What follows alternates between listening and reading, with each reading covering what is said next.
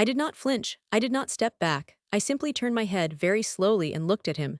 Miles Langford stood on the stone pathway of my grandparents' villa, his face twisted into something ugly and triumphant.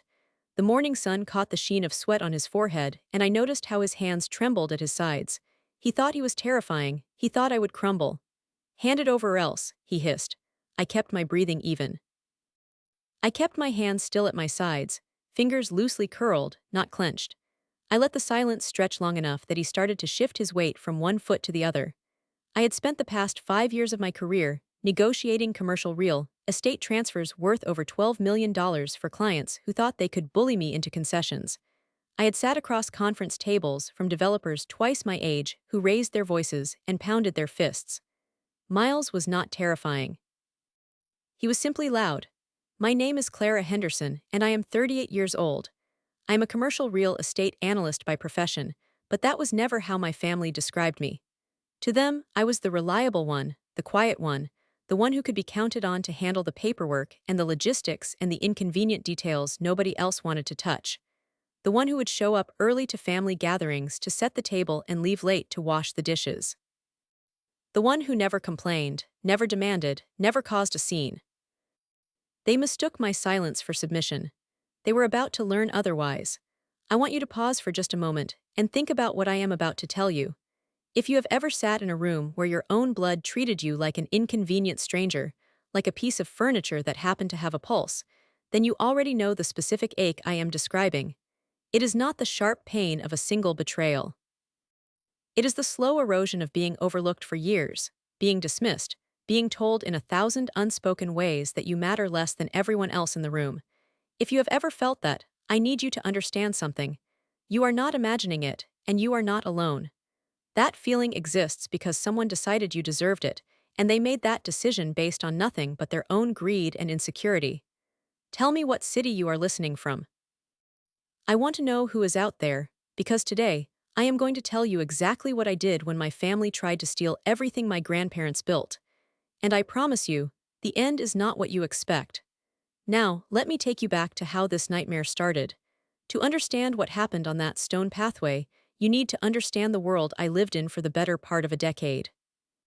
Before the crash, before the inheritance, before any of it, I was Clara Henderson, the invisible daughter of the family. My mother had died when I was 23, a quiet passing from a quiet illness, and my father had followed her 3 years later, a heart attack that took him in his sleep. I was 26, suddenly alone in the world, with a modest inheritance from their life insurance that let me pay off my student loans and put a down payment on a small one-bedroom apartment in the city. That apartment was my sanctuary. It was small, barely 600 square feet, with a galley kitchen and a bathroom that had no window and the world's most unreliable hot water heater. The building was old, built in the 1960s, with thin walls and creaky floors and a super who never answered his phone. But it was mine. It had a south-facing window that caught the afternoon light, and I had filled that windowsill with the plants my grandmother had given me over the years. Snake plants and pothos, and a jade plant that had been rooted from one she had grown since she was a bride. My grandmother Evelyn Whitmore was the only person in my life who ever really saw me. She was my maternal grandmother, and she was a force of nature. She had been a buyer for a department store in the 1970s, a woman who built her career before women were supposed to have careers, and she had married my grandfather, Arthur Whitmore, a quiet man who ran a successful construction company. Together, they had accumulated a modest fortune, nothing extravagant by the standards of people who lived in the mansions on the hill, but substantial enough to buy the villa outright and fill it with art they loved and furniture they had saved for, and a life they had built together over 53 years of marriage. I loved them. I loved them in a way I have never quite been able to articulate, a love that lived somewhere in my chest beneath my ribs, a warmth that I carried with me always.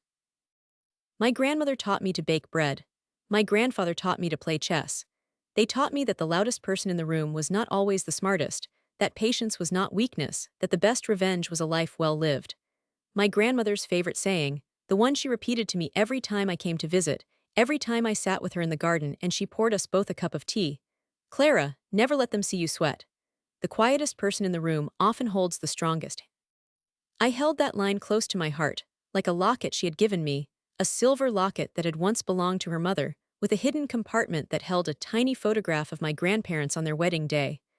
I wore that locket every day, even though the clasp was a little loose, and I had to be careful not to jostle it too hard. It was the only piece of jewelry I owned that mattered. And then the plane crashed.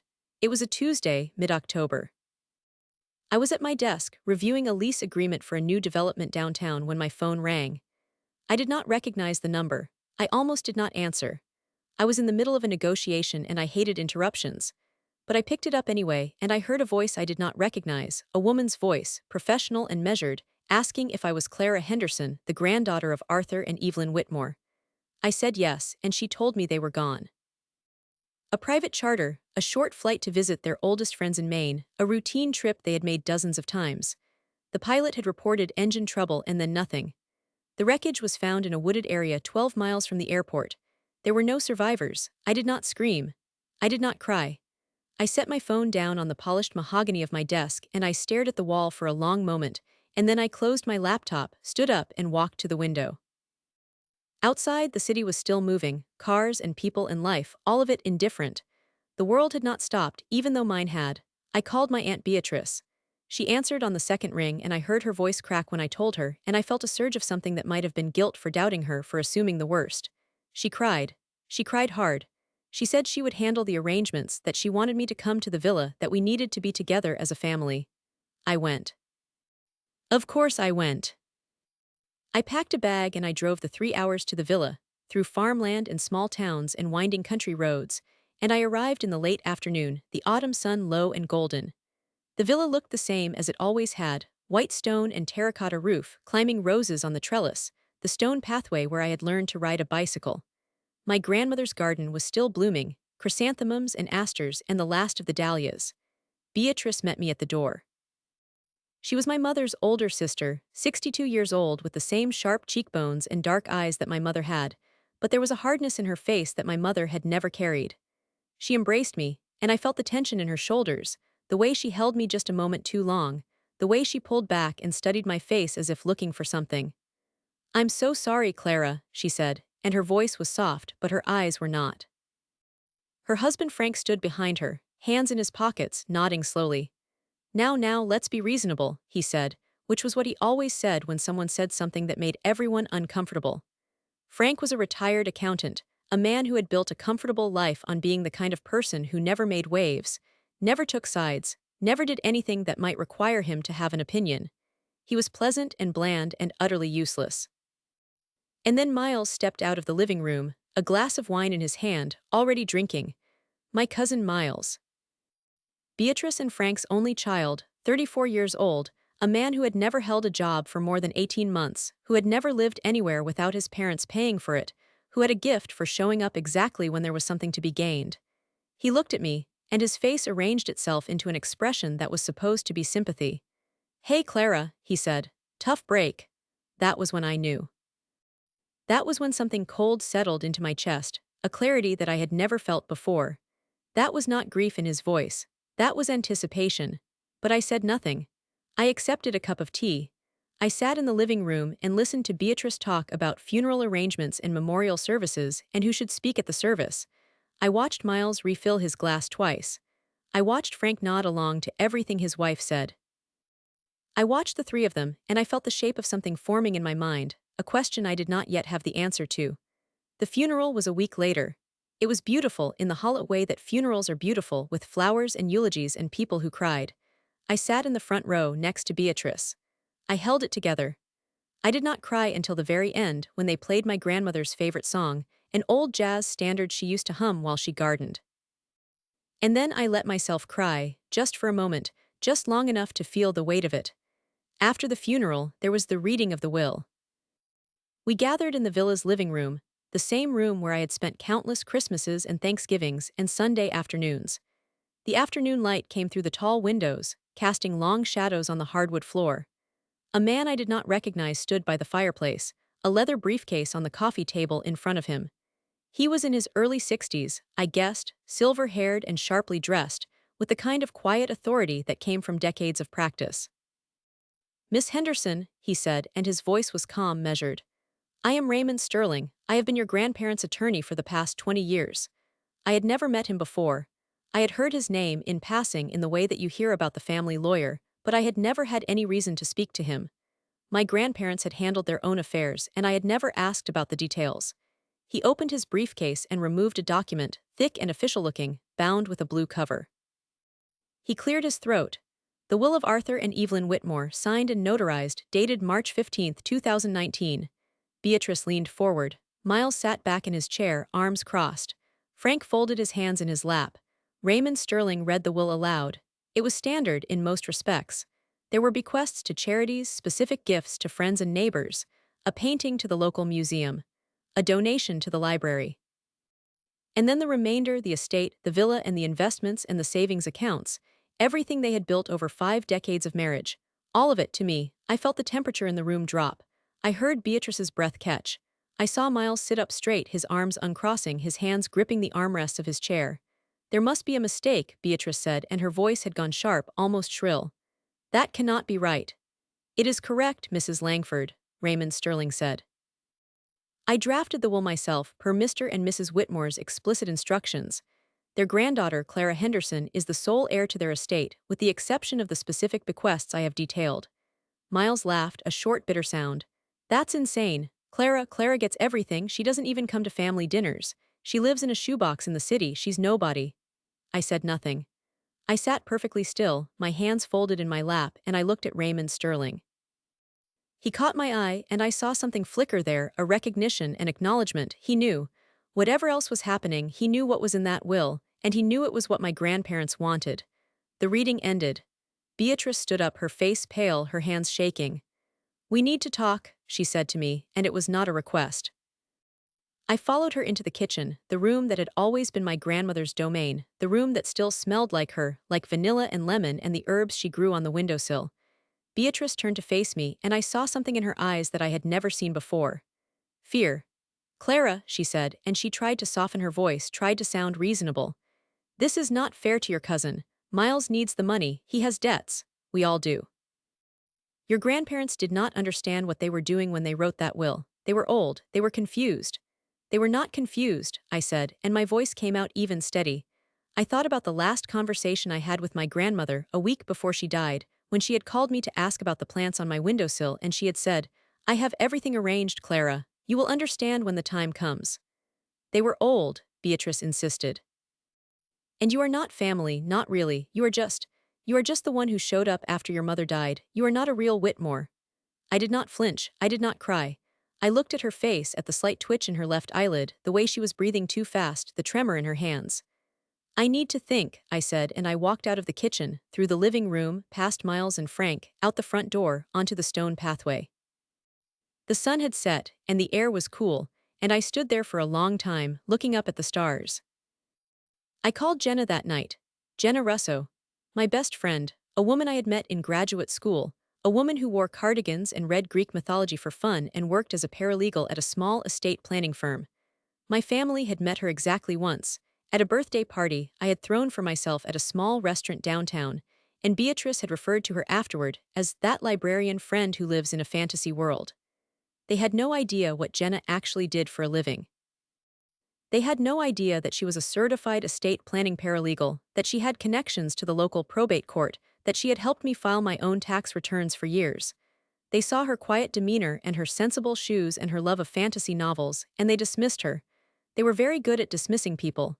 Jenna, I said when she picked up. I need your help. Tell me everything, she said, and I did.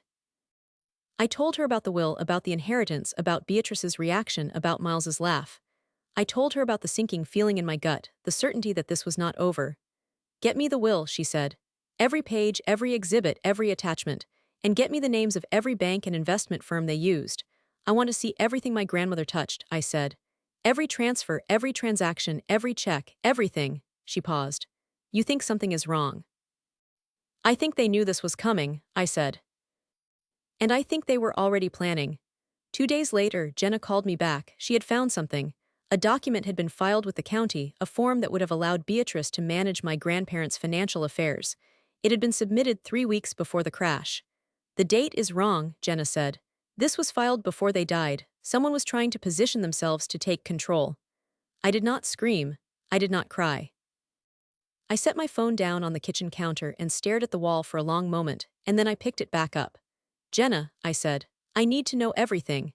Every document, every filing, every communication. I need to know what they were planning. They need a reason to challenge your inheritance, Jenna said. They are going to try to prove that your grandmother was not in her right mind when she wrote that will. They are going to try to say that you influenced her, that you took advantage of her. I never asked for anything, I said. I never asked her for a single dollar. I know, Jenna said, and I know how to prove it. She told me to make an appointment with Raymond Sterling. She told me to ask him for the original will, for any notes or correspondence my grandmother had left, for anything that documented her state of mind. She told me to be patient, to be quiet, to let them think I was not a threat. And then she told me to wait. I waited. I attended the memorial service. I let Beatrice hug me and whisper apologies. I let Miles glare at me from across the room. I let Frank mutter his useless platitudes. I played the role of the quiet, grieving granddaughter, the one who had never been a threat, the one who had never been taken seriously. And all the while I was watching. The group chat came 2 weeks after the funeral. It was Miles. He had been messaging Beatrice and Frank, coordinating their plans, and he had sent the message to me by mistake. I still have the screenshot. I saved it immediately.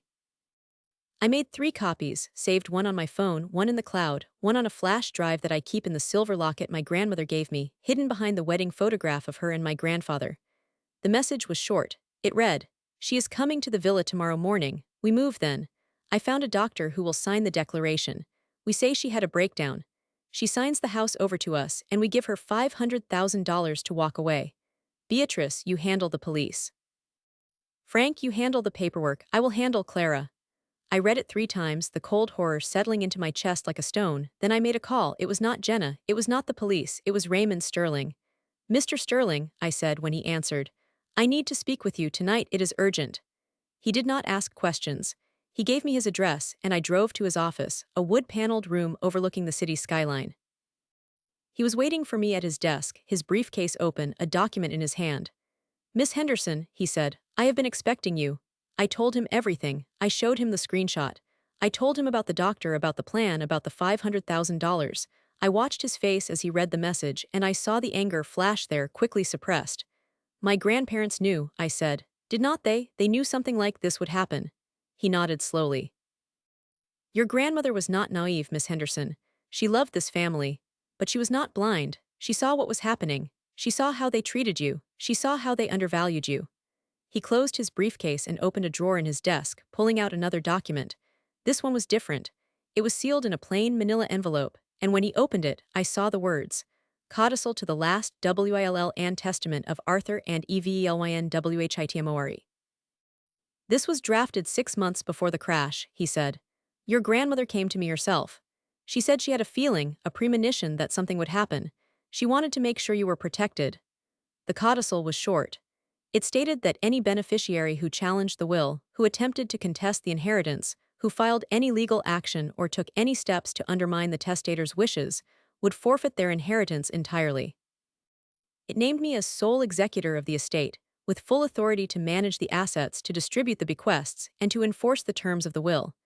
And it included a specific provision, a trust that had already been set aside, for Beatrice, Frank, and Miles, exactly $500,000. The same amount Beatrice had planned to offer me to walk away. "Do you understand what this means?" Raymond Sterling asked. I looked at him, and I felt something I had not felt in a long time. "Not anger, not fear, not grief, power. It means they just forfeited everything," I said. "They tried to challenge the will, they tried to take what was mine, and now they get nothing," he nodded. "I already filed the court order. You are now the sole executor of the estate, with full authority over all assets. The property is locked. I have instructed the security team to deny entry to anyone without your express permission, and I have alerted the local authorities that there may be an attempted breach." I looked at the document in my hands, the seal of the court, the signature of the judge. I thought about my grandmother, about the locket around my neck, about her voice in my head, calm and steady. "Now let me take you back to how this nightmare started," I said, and I smiled. The next morning I stood on the stone pathway of my grandparents' villa, the morning sun warm on my face. I heard a car pull up, and I knew who it was. I knew what they were going to try. Beatrice stepped out of the car, Miles behind her, Frank bringing up the rear, his face already sweating. Clara, Beatrice said, and her voice was sharp, sharp enough to cut glass. We need to talk, now. Of course, I said. What is it? She took a step closer. You know what it is, the will, the inheritance. It is not right, it is not what they wanted, and we are going to fix this. How? I asked, and my voice was calm, perfectly calm. Beatrice glanced at Miles. He stepped forward, his face twisted with greed, his hands shoved in his pockets. Hand it over else, he hissed. I said nothing, I just waited. They had no idea what was coming. They had no idea that the group chat had been misdirected. They had no idea that I had been to Raymond Sterling's office. They had no idea that I was standing on that pathway not as a victim but as an executioner. But they would find out, soon, because I was ready. I had been ready for weeks. And now, all I had to do was wait for them to walk right into the trap they had built for me. I turned my head, just slightly, just enough to let the morning light catch the silver locket at my throat. I did not speak. I did not move. I simply waited, the way my grandmother had taught me, the way I had practiced in my apartment for weeks, standing in front of the mirror, rehearsing the stillness that would make them uncomfortable. Miles took a step closer. He was wearing a suit, a charcoal gray one that I recognized from my grandfather's closet. He had taken it. He had gone into my grandfather's room and taken a suit that was not his, that had never been offered to him, that hung on his frame like a costume on a child playing dress-up. The sleeves were too long. The shoulders were too wide. He looked ridiculous, but he did not know it. Beatrice stood behind him, her arms crossed, her purse clutched against her chest. She was dressed in a designer coat, camel-colored wool, expensive and sharp, the kind of coat that cost more than I made in 3 months. She had worn it to the funeral, too. She had worn it to every event for the past year because it was a statement, a flag planted in the ground that said she belonged in this world and I did not. Frank hung back near the car, his hands in his pockets, his face already flushed from the heat. He was sweating through his shirt sleeves, and I saw him dab at his forehead with a handkerchief that had been my grandfather's. He did not look at me, he looked at his shoes. Did you hear me, Clara? Miles said, and his voice was louder now, sharper. I said hand it over, the deed, the keys, everything. You are going to sign the papers and you are going to leave, and we are going to pretend this whole thing never happened. I let the silence stretch. I counted to 7 in my head, the way my grandmother had taught me, the way I had learned to do during the negotiations that had built my career. 7 seconds of silence in a meeting made the other person fill the space. 7 seconds of silence in a confrontation made the aggressor doubt himself. Miles shifted his weight. He looked at Beatrice, and she nodded just slightly, a signal I was not supposed to see. We have a doctor, Beatrice said, and her voice was smooth, reasonable, the voice she used when she was about to do something cruel. A psychiatrist. He is prepared to file a declaration that you are not mentally fit to manage the estate. You have been under tremendous stress, Clara, the grief, the loss. It is understandable, you need time to recover, and while you are recovering, we will take care of everything. She smiled, a thin, tight smile that did not reach her eyes. Your grandparents would have wanted it that way. I did not scream. I did not cry. I set my handbag down on the stone pathway very slowly, very deliberately, and I looked at her face. I studied the slight tremor in her left eyelid, the way her fingers tightened on the strap of her purse, the way she swallowed before she spoke the next sentence. This does not have to be difficult, she said. We are family. We can handle this quietly. No lawyers, no courts, just a simple agreement. You take the $500,000 and you walk away. You buy yourself a nice apartment. You start over. Everyone wins. The number hung in the air between us. $500,000. The exact amount my grandmother had set aside for them in the trust. The exact amount they had already forfeited by contesting the will. They did not know that yet. They thought that was the ending, I said to myself in the quiet of my own mind, watching them stand there in their expensive clothes and their borrowed confidence. They thought this was the moment I would break. They thought I would cry or scream or beg, and then I would take their offer and disappear. They had no idea what was coming. I opened my mouth to speak, but before I could say a word, I heard the sound of an engine. A car, approaching slowly, gravel crunching under tires. Miles turned, Beatrice turned. Frank looked up from his shoes. A black sedan pulled up to the gate. The engine cut, the door opened, and Raymond Sterling stepped out, his leather briefcase gleaming in the morning light. Miles laughed. It was a short, ugly sound. Who is that? He said. Your paralegal friend? Did you bring her to hold your hand? But Beatrice had gone pale. She knew that car. She knew that man. She had seen him at the reading of the will, and she had known exactly who he was. Raymond Sterling walked past them without a word, his steps measured, his face unreadable. He stopped beside me and I felt the weight of his presence, solid and calm. "Miss Henderson," he said, and his voice was quiet, professional. "I have the documents." He opened the briefcase. Inside, I saw two things: a sealed court order, stamped with the seal of the probate court, and a document bound in blue, the same color as the will I had seen a month ago. He handed me the court order first. I read the words, though I already knew them. Clara Henderson is hereby appointed sole executor of the estate of Arthur and Evelyn Whitmore, with full authority over all assets, properties, and trusts. Miles stepped forward, his face reddening. "What is this? What are you doing? You cannot do this. That is our property." "It is not yours, Mr. Langford," Raymond Sterling said, and his voice was cold, cutting. "It belongs to Miss Henderson. And under the terms of the codicil attached to the original will, you have forfeited any claim you might have had." "What codicil?" Beatrice said, and her voice had gone thin, high, desperate. "There was no codicil. We would have known, we would have seen it." "You would have," Raymond Sterling said, "if your son had not sent the group chat to the wrong recipient." I saw the blood drain from Miles's face. I saw his hands start to shake. I saw Beatrice turn to him, her eyes wide, her mouth open. "What?" "Nothing," he said. "It was nothing. I made a mistake. It does not matter." "It matters," I said, and my voice was the quietest thing in the world, quiet and sharp and clean. "It matters because I have a screenshot of your message. I have a record of your plan. I have everything." I reached into my handbag and pulled out my phone. I pulled up the screenshot. I held it up so Beatrice could see. "You are going to have me declared mentally unfit," I said. "You were going to bribe a doctor to sign a false declaration. You were going to take my home, my inheritance, everything I had, and you were going to leave me with $500,000 to disappear." I paused. I let the silence stretch. "The same $500,000 my grandmother set aside for you in a trust." Beatrice's face went white. "What?" "The codicil," Raymond Sterling said, "signed 6 months before the crash, explicitly states that any beneficiary who challenges the will, who files any legal action, who takes any steps to contest the inheritance, forfeits their claim entirely. The trust was established to provide for you, Mrs. Langford, provided you honored your mother's wishes. But by attempting to evict Miss Henderson, by attempting to have her declared mentally unfit, you have violated the terms. The trust is void." "See nothing." Frank stepped forward, his hands raised. Now, let's be reasonable," he said. "This can be resolved, we can talk about this, we can find a compromise."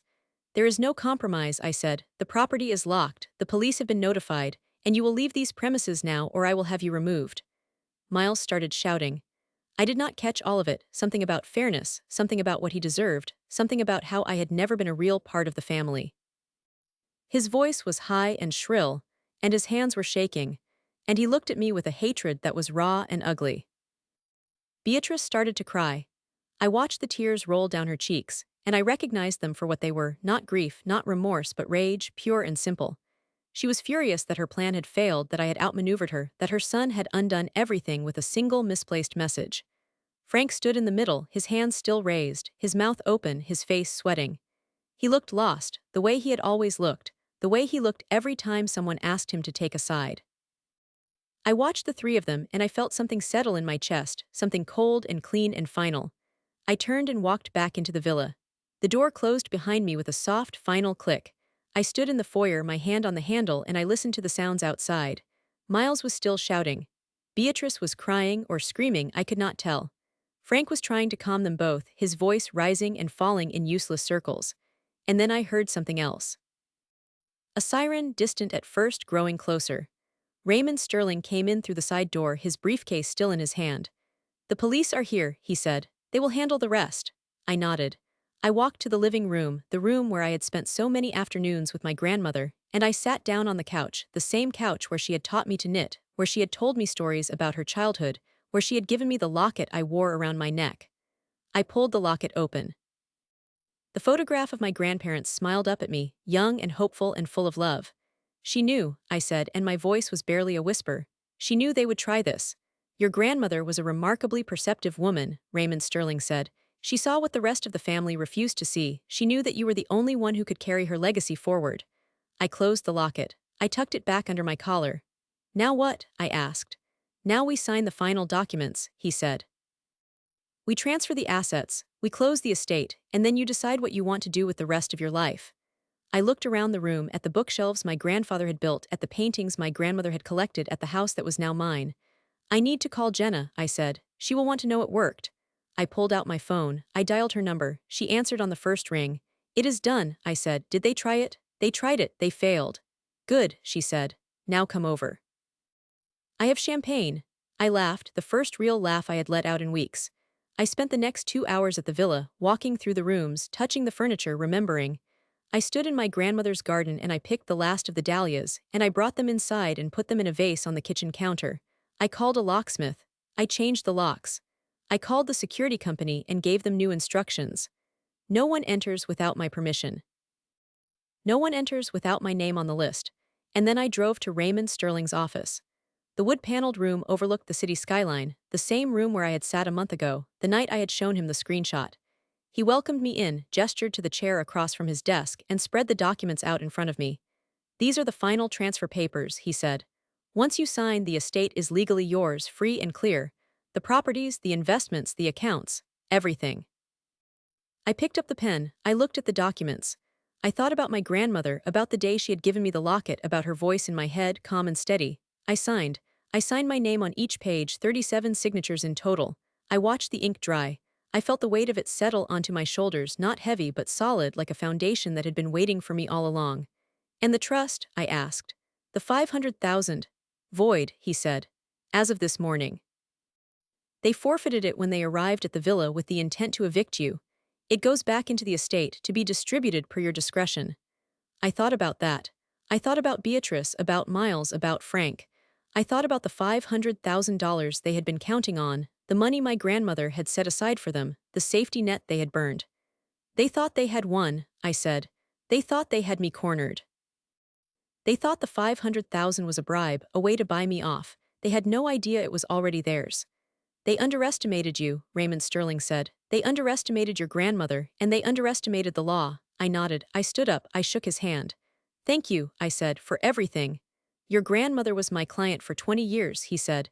I did my duty, nothing more. I left his office. I stood in the elevator, watching the floors descend, and I felt something I had not felt in a very long time.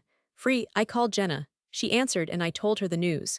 She whooped and I heard the clink of a bottle, the fizz of champagne being opened. You deserve this, she said, every single penny, and they deserve exactly what they got. Almost, I said. There is one more thing I need to do. I hung up. I drove to my apartment. I packed a bag, just a small one, a few changes of clothes, my laptop, my grandmother's recipe book. I drove back to the villa. It was dusk when I arrived. The lights were on. The house was warm. I walked through the rooms, turning on lamps, lighting candles, filling the space with my presence. I sat in the garden, looking up at the sky. I thought about my grandparents. I thought about the life they had built. I thought about what I would build now. The phone rang. I did not recognize the number. I answered. It was Beatrice. She was crying. She was apologizing. She was begging me to reconsider, to give them something, anything. She said Miles had lost his job. She said Frank was sick. She said they were ruined. Please, Clara, she said. We are family. You cannot do this to us. I listened. I did not interrupt. I let her talk until she ran out of words. And then I said very quietly, you had a choice, Aunt Beatrice. You chose to try to take everything from me, and now you have nothing. I hung up. I looked at the locket around my neck. I opened it. My grandparents smiled up at me. They thought they had won, I said. They thought the 500,000 was the end of it. They thought I would take the money and disappear, that I would crawl back to my tiny apartment and never speak of this again. They were wrong. Because while they were planning their eviction, while they were hiring their doctor, while they were drafting their offer, they had not seen what I had seen in my grandmother's locket, the photograph, the message, the truth that had been waiting for me all along. The morning came cold and gray, the sky low and heavy with clouds that had not yet decided to rain. I stood at the kitchen window of the villa, a cup of tea in my hands, watching the garden. The dahlias I had picked 2 days ago were still bright in their vase, but the chrysanthemums outside were starting to brown at the edges. Autumn was settling in, the kind of autumn that reminded you that winter was coming, that nothing stayed golden forever. My phone buzzed on the counter. I picked it up and saw a text from Raymond Sterling. Found something, come to the office at 10, bring the locket. I did not ask questions. I finished my tea, dressed in a simple pair of black trousers and a cream-colored sweater, the same one I had worn the day my grandmother had given me the locket. I slipped the locket over my head, felt its weight settle against my collarbone, and I drove into the city. Raymond Sterling's office was quiet, the kind of quiet that comes from decades of careful work and meticulous record-keeping. The receptionist nodded at me, gestured toward the inner office. The door was open, and Raymond was standing behind his desk, a document spread across the surface, his reading glasses perched on his nose. "Miss Henderson," he said without looking up. "Thank you for coming, I need you to see something." I approached the desk. He turned the document so I could read it. It was a loan application, a standard mortgage application for a property I recognized immediately. The villa. The borrower listed was Beatrice Langford. The co-borrower was Miles Langford. The stated purpose was to refinance the property and extract equity. The property address was exactly the villa, and at the bottom there was a signature, my grandmother's signature. I did not flinch. I did not cry. I set my handbag down on the chair beside me and I studied the signature closely. The loops were wrong, the pressure was wrong. The way the letter E curled at the top was too sharp, too precise. My grandmother signed her name with a lazy, elegant flourish, a curve that drifted upward like a vine. This signature was flat, mechanical, a copy. "This is a forgery," I said. Raymond Sterling nodded. I compared it to the signature on the original will. The differences are subtle to a layperson, but to a trained eye they are unmistakable. The notary stamp is also questionable. I have already contacted the notary listed, a woman named Patricia Hoffman in the next county. She claims she has no memory of notarizing this document. She says her stamp was stolen last spring. When was this loan application submitted? 3 weeks before your grandparents died. The date. The same date as the other document Jenna had found, the one that would have allowed Beatrice to manage my grandparents' financial affairs. They had been planning this for months. They had been forging signatures. They had attempted to steal the villa before my grandparents were even cold. "Why did it not go through?" I asked. "Because the lender required a title search," Raymond Sterling said. "And the title search revealed that your grandparents had placed a restriction on the property. They had recorded a life estate, naming you as the remainderman. Any attempt to transfer title or take out a loan against the property required your signature." I felt the cold clarity settle into my chest, the same feeling I had felt when I read the group chat. "They did not know about the life estate." "They did not," he said. "It was recorded 23 years ago when your mother died. Your grandparents wanted to make sure that no matter what happened, the property would eventually pass to you. They never told anyone else." I thought about my grandmother, about the quiet way she had always protected me, the invisible walls she had built around me without my knowing. She had known. She had known that her other daughter and her grandson and her son-in-law would try to take everything. She had prepared for it the way she prepared for everything, quietly, thoroughly, without fanfare. "This is a crime," I said. "Forgery, fraud, attempted theft. We can press charges." "We can," Raymond Sterling said. "And we should. But I need to be honest with you about what that means. If we go forward with criminal charges, this becomes a public matter. There will be depositions, there will be court appearances, there will be news coverage. Your family will be exposed, but so will you.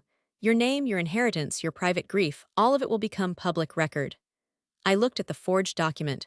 I thought about Beatrice, about the way she had cried on the phone, the way she had begged me for mercy. I thought about Miles, the arrogance in his voice, the way he had worn my grandfather's suit. I thought about Frank, the way he had stood there saying nothing, doing nothing, letting it happen. "I do not care about the publicity," I said. "I care about justice." He nodded slowly. "Then we proceed. I will file the charges myself. I will contact the district attorney's office. But I need you to understand something, Miss Henderson. This will take time. And while it takes time, your family will try to contact you. They will try to manipulate you. They will try to make you doubt yourself." "They already have," I said. "And I am still standing." He smiled, a thin, tight smile. "I know, that is why your grandmother chose you." I left his office with a copy of the forged loan application, a notarized affidavit from the notary denying her involvement, and a list of the next steps. I drove back to the villa, the document folder on the passenger seat, the locket warm against my skin. The phone rang an hour later. It was Miles. I let it ring. I let it go to voicemail. I listened to his voice, loud and arrogant and curt. "Clara, it is Miles. I know you are there. I know you think you have won. But I want you to know that we are not done. My mother is filing a motion to contest the will. We have a lawyer. A real lawyer, not that old man Sterling. And we are going to prove that your grandmother was coerced. You manipulated her. You took advantage of her old age. When we are done, you will be lucky to walk away with a dime." I saved the voicemail. I added it to the file. 2 hours later, Beatrice called. Her voice was different than it had been the night before, harder, sharper, the grief stripped away to reveal the steel underneath. Clara, I know you think you are clever, but I have spent 62 years on this earth, and I have learned that patience wins every time. Sterling cannot protect you forever. The courts will see the truth. Or a lonely, bitter woman who manipulated her dying grandmother into cutting off her family. When this is over, you will have nothing, and I will make sure everyone knows exactly what you did. I saved that message too. Frank called at 8 in the evening. He did not yell. He did not threaten. He just sighed long and heavy and said, Clara, it is Frank. I know things have gotten complicated, but I want you to know that I never wanted any of this. Beatrice and Miles, they got carried away. But we can still fix this. Just call me. Let me make it right. I saved the message. I added it to the file. I sat in the villa's living room, the folder spread across the coffee table, the voicemails transcribed on my laptop. I had evidence of forgery, evidence of attempted fraud, evidence of a coordinated plan to steal my inheritance. I had a dirty doctor willing to sign a false declaration. I had a group chat that laid out their entire scheme, and they had no idea. If you have ever been told that you are overreacting, that you are being dramatic, that you are seeing things that are not there, I want you to think about this moment, I said to the empty room. I want you to think about the moment when the people who wronged you are so confident in their own lies that they put them in writing, because that is when the truth becomes a weapon. I closed the laptop. I looked at the locket. I opened it. My grandparents smiled up at me. I am going to make them pay, I whispered. Not with money, not with revenge, with the truth. I called Jenna. She answered on the first ring. I need you, I said. I need you to help me organize everything. Every document, every message, every piece of evidence, I need it ready for court. Give me the address, she said. I will be there in an hour. She arrived at 9:30, a messenger bag slung over her shoulder, a stack of manila envelopes in her hands. She was wearing her librarian cardigan and her sensible shoes, and she had the same look in her eyes that she got when she was about to solve a puzzle. Show me everything, she said. We spread the documents across the dining room table.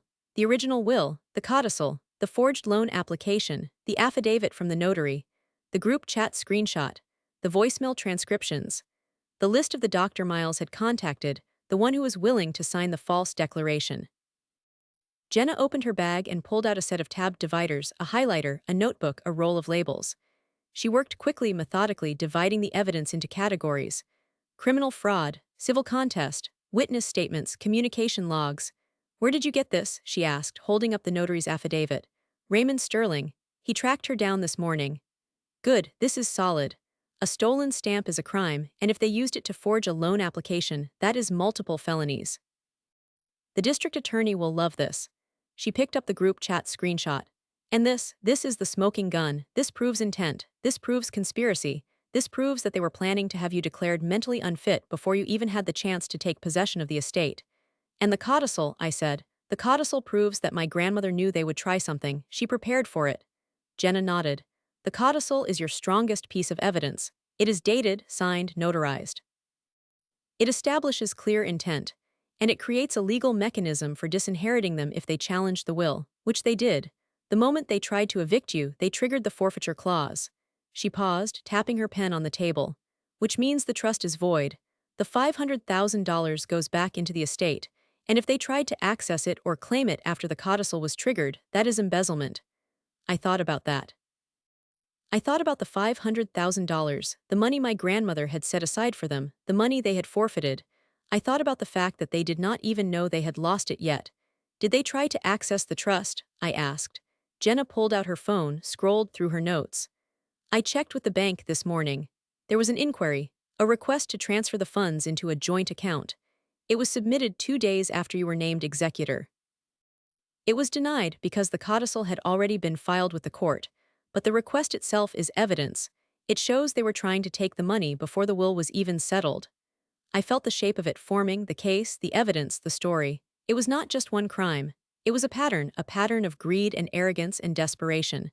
They had forged documents. They had conspired to defraud. They had attempted to steal a property.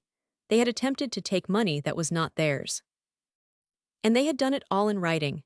Jenna, I said, I want to go through every single piece of evidence tonight. I want it organized, labeled, and ready to submit to the district attorney by tomorrow morning. Already started, she said. We worked until midnight, sorting, labeling, cross-referencing. Jenna created a master index, a spreadsheet that cataloged every document, every message, every piece of evidence with dates, descriptions, and evidentiary value. She printed 3 copies, one for Raymond Sterling, one for the district attorney, one for my files. I put the original documents in a fireproof safe I had found in my grandfather's study. I locked it. I hid the key in the locket behind the photograph of my grandparents. They thought they had won, I said, looking at the safe. They thought the 500,000 was the end of it. They thought I would take the money and disappear, that I would crawl back to my tiny apartment and never speak of this again. I paused. I felt the weight of the locket against my chest, the weight of the evidence inside it. They were wrong. Jenna packed up her bag. She hugged me at the door, a long, tight hug. "You are not alone," she said. "You never were." I watched her drive away, her taillights disappearing into the dark. I stood on the stone pathway, the same pathway where Miles had hissed his threat, and I looked up at the stars. My grandmother's voice came back to me, quiet and clear. "Clara, never let them see you sweat." The quietest person in the room often holds the strongest hand. I walked back inside. I locked the door. I went to my grandmother's room and sat on her bed, the bed where she had read me stories, where she had held me when I cried, where she had told me she loved me. I slept there that night, with the locket around my neck and the safe in the study, and the evidence spread across the dining room table. The next morning, I woke to a text from Miles. It was short and cruel, designed to wound. "Enjoying your new house, Clara. Hope you like it because you are not going to have it for long. We are filing the motion today. Say goodbye to your fantasy." I saved the text. I added it to the file. I made coffee. I sat in the garden. I watched the sun rise over the hedgerows, and I felt the warmth spread through my chest, not fear, not anger, not grief. Certainty. Because while they were filing their motion, while they were planning their next move, while they were celebrating a victory that had not yet arrived, I had already won. And they did not even know the battle had started. The courthouse was older than I had expected, a stone building with high ceilings and marble floors, the kind of building that made you feel small and significant at the same time. I stood in the hallway outside the courtroom, my hand on the silver locket at my throat, my breath steady and even. Jenna stood beside me, a messenger bag slung over her shoulder, her face calm and focused. Raymond Sterling was inside already, arranging the documents, speaking with the clerk. The hearing was scheduled for 9 in the morning. It was the 23rd of November, 6 weeks after I had stood on the stone pathway and watched my family try to take everything from me. 6 weeks of silence, of evidence gathering, of waiting. 6 weeks of Miles leaving voicemails and Beatrice sending legal threats and Frank calling to apologize, and then to demand and then to apologize again. They thought I had been hiding. They thought I had been intimidated. They thought the silence meant I was crumbling. I had let them think that. The courtroom doors opened. The bailiff stepped out and called my name. I straightened my spine, adjusted the collar of my cream-colored sweater, and walked inside. The room was smaller than the hallway had suggested, paneled in dark wood, with benches for the spectators and a raised dais for the judge. Beatrice was already seated at the plaintiff's table, a lawyer beside her, a man I did not recognize, someone she had hired after she fired the one Miles had found. Miles sat next to her, wearing another of my grandfather's suits, this one navy blue, too tight in the shoulders. Frank sat behind them, his hands folded, his head down. They turned to look at me when I walked in. Beatrice's eyes narrowed, Miles smirked. Frank did not raise his head. I took my seat at the defendant's table. Raymond Sterling sat beside me, his briefcase open, his documents arranged in neat, labeled stacks. Jenna sat in the front row of the spectators' benches, her messenger bag on her lap, her pen ready. The judge entered. We stood. We sat. The lawyer for my family rose first. He was a man in his 50s, well-dressed, well-fed, with the kind of confidence that came from winning cases he should have lost. He introduced himself as Mr. Harrison, and he began to speak about my grandmother, about her age, about her declining mental state, about the undue influence I had exerted over her in the final months of her life. She was isolated, he said, his voice smooth and reasonable. She was manipulated. The defendant, Clara Henderson, systematically cut off contact between Mrs. Whitmore and her family. She controlled access to the house. She controlled the phone calls. She controlled every aspect of Mrs. Whitmore's life until the very end. I did not flinch. I did not look at the judge. I looked at Mr. Harrison, and I studied the way his hands moved when he spoke, the way he glanced at Beatrice for approval after every point. She rewrote the will, he continued. She convinced Mrs. Whitmore to sign documents she did not understand. And when Mrs. Whitmore died, Miss Henderson moved quickly to secure the estate and exclude the rightful heirs. He sat down, the judge looked at me. Miss Henderson, do you have anything to say? I stood up. I smoothed the front of my sweater. I looked at my family, at Beatrice's cold eyes, at Miles's smug smile, at Frank's bowed head. May I approach the bench, Your Honor? The judge nodded. I walked to the front of the courtroom. I reached into my handbag and pulled out a single document. It was a copy of the group chat, the message Miles had sent to me by mistake, the one that laid out their entire plan. Honor, I would like to submit Exhibit A. The bailiff took the document and handed it to the judge.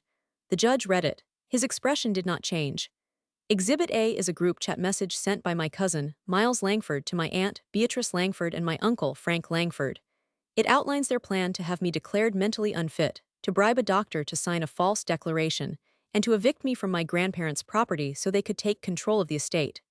Beatrice stood up. That is a lie, that is fabricated. Sit down, Mrs. Langford, the judge said. His voice was quiet, but it carried weight. I reached into my bag again.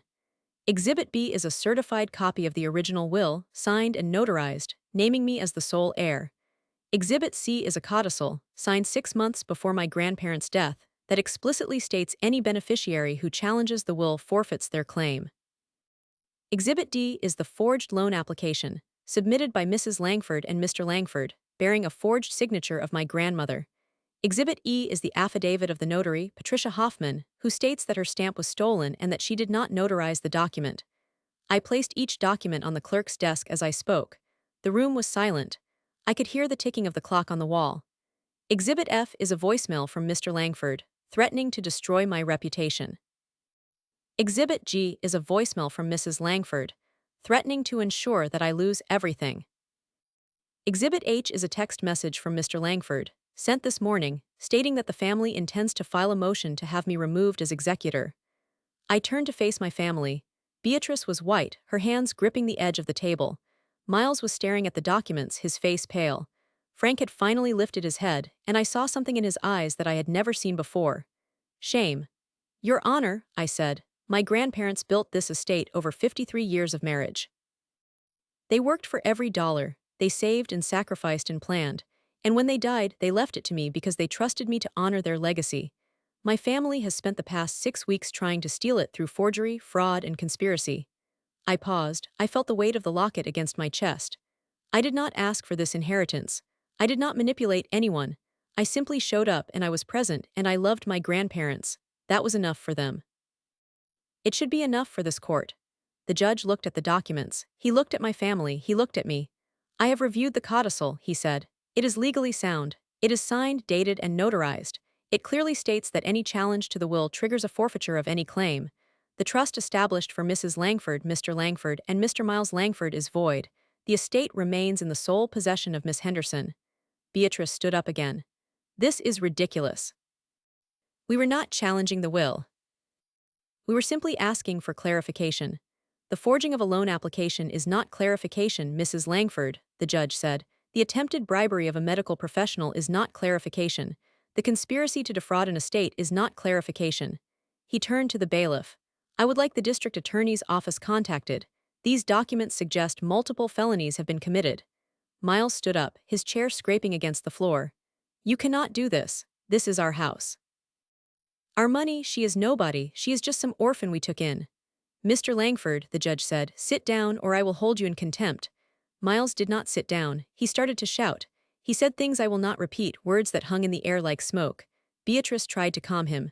Frank stood up and walked toward the door, and I watched them. I watched them fall apart. I watched the things they had built with their lies and their greed collapse around them. Mr. Sterling, the judge said, please provide the district attorney with your full file. Miss Henderson, you are free to go. The estate remains under your control. I nodded. I gathered my documents. I walked out of the courtroom without looking back. The hallway was empty. I leaned against the wall and let out a breath I had been holding for 6 weeks. Jenna came out behind me. She put her hand on my shoulder. You did it. No, I said. We did it. Frank was standing at the end of the hallway, by the exit. He looked smaller than I remembered, older, diminished. He walked toward me, his steps slow, his hands in his pockets. Clara, he said, and his voice was hoarse. I am sorry, I should have stopped them. I should have said something years ago. I looked at him. I thought about all the times he had stood by, the times he had said, now, let's be reasonable, while his wife and son did whatever they wanted. I thought about the fact that he had never once defended me, never once raised his voice, never once done anything but enable. I know, I said, and I am sorry that you chose to stay silent, but you can still choose differently. He nodded, he turned. He walked out the door, I never saw him again. The fallout came fast. Within 72 hours, the district attorney's office had opened a criminal investigation. Beatrice and Miles were arrested on charges of forgery, conspiracy to commit fraud, and attempted theft. The news spread quickly, the kind of scandal that traveled through the city like wildfire. Beatrice's social circle evaporated. Miles's friends stopped returning his calls. The doctor who had agreed to sign the false declaration was investigated by the medical board. The loan that Beatrice had tried to take out against the villa, the forged application, was invalidated. But she had other debts, credit cards and personal loans she had taken out in my grandmother's name, using documents she had stolen from the house. Those loans were called in. Her car was repossessed. Her house, the one she and Frank had lived in for 30 years, was put into foreclosure. Miles had been living on borrowed money for years. His credit was destroyed. His bank accounts were frozen. His girlfriend, a woman named Stephanie who had always been kind to me at family gatherings, left him. I did not celebrate. I did not gloat. I sat in the villa and watched the news reports, and I felt a strange, hollow peace. I thought I would feel satisfied, I told Jenna one evening in December. I thought I would feel like I had won. You did win, she said. Then why does it feel like I lost something too? She was quiet for a moment. Because you lost the idea of having a family. You lost the hope that they would ever be different. That is a real loss. You are allowed to grieve it. I nodded. I looked at the locket around my neck. I opened it and I looked at my grandparents' faces. I miss them, I said. I miss her every single day. I know, Jenna said. That is what makes you the heir she chose. The months passed. Winter came and went. The garden slept under a blanket of snow, and when spring arrived, I planted new flowers in the beds my grandmother had tended. I learned to take care of the house, the plumbing and the heating and the roof. I learned the names of the neighbors. I learned the rhythm of life in a small town. And I learned to let go. Beatrice was convicted in June. She was sentenced to 18 months in a minimum security facility. Miles was convicted in July. He received 3 years because the forgery was a felony and because he had attempted to bribe a public official. Frank was never charged. He had cooperated with the investigation, and the district attorney had decided that he was more of a witness than a participant. I did not attend the sentencing. I did not need to see it. I had what I needed. In September, 9 months after the hearing, I sat in Raymond Sterling's wood-paneled office, overlooking the city skyline. The afternoon light was golden, warm, the kind of light that made everything look like a photograph. I was wearing a cream-colored blouse and a pair of dark slacks, and I had a cup of tea in my hand, the same kind my grandmother used to drink, Earl Grey with a splash of milk. The documents were spread across the desk. Final transfer papers, trust documents. The completion of the estate. Raymond Sterling sat across from me, his reading glasses perched on his nose. Miss Henderson, I believe this is the last piece of business. Once you sign these, the estate is fully settled. I picked up the pen. I looked at the documents. I thought about the journey that had brought me here, the lost messages, the forged signatures, the group chat, the codicil, the courtroom. I signed. I signed each page, the way I had signed the documents in my apartment, the way I had signed the transfer papers at the villa. I watched the ink dry. I felt the weight of it settle, permanent, final. Thank you, I said, for everything. Your grandmother was my client for 20 years, he said. I would have done anything to protect her legacy, and I believe I have. I stood up, I shook his hand. I walked to the window and looked out at the city, at the buildings and the streets and the lives unfolding below. I touched the locket at my throat. I want to tell you something, I said, turning back to face him. Something I have learned from all of this. He leaned back in his chair. I am listening. I thought about my grandmother's voice. I thought about the 5 hard truths she had taught me, the lessons that had carried me through the darkest moments. First, I said, blood entitlement is not legal entitlement. Families often confuse the two. They think that because they share a last name, they have a right to what you have built. But the law does not care about names. It cares about documents, signatures, and intent. He nodded. Second, silence is not weakness. It is a strategic choice that forces opponents to reveal themselves. The louder they got, the more they showed me who they really were. I did not have to prove anything. They proved it for me. Third, the family member who screams loudest about fairness is usually the one who fears losing their undeserved advantage. Beatrice said I had stolen from her, but she had never earned anything. She had simply assumed it would be hers. Fourth, protecting your inheritance requires preparation before the crisis, not during. My grandmother wrote the codicil 6 months before she died. She recorded the life estate 23 years ago. She built the walls before the enemy arrived. I paused. I looked at the locket. Fifth, you are never truly alone.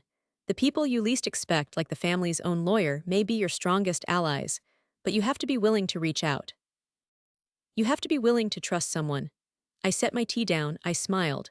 And one more thing, though I suppose that makes six, the quietest person in the room often holds the strongest hand. My grandmother taught me that, and I believe it more now than I ever have. Raymond Sterling smiled. Your grandmother would be proud of you. I walked out of his office, down the hallway, into the elevator. I stood in the lobby, looking out at the city, the sun warm on my face. I pulled out my phone. I called Jenna. It is done, I said. Come over, she said.